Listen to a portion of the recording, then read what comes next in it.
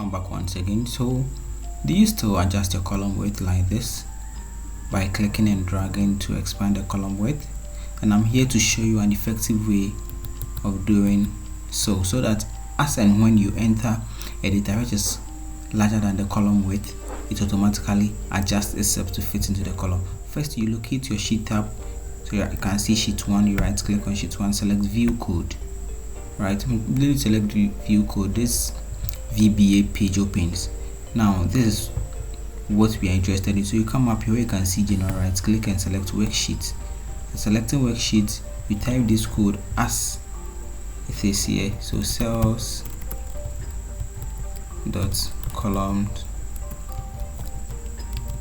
dot auto fit, right? And I run this code. Now I can go ahead and close it, right? You can right click and see that it auto adjusts.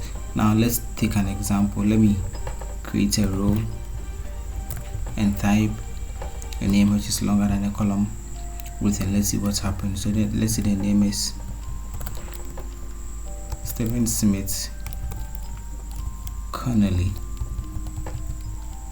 and you can see immediately I hit enter, it auto adjust. Alright, so thank you very much for today. See you once again.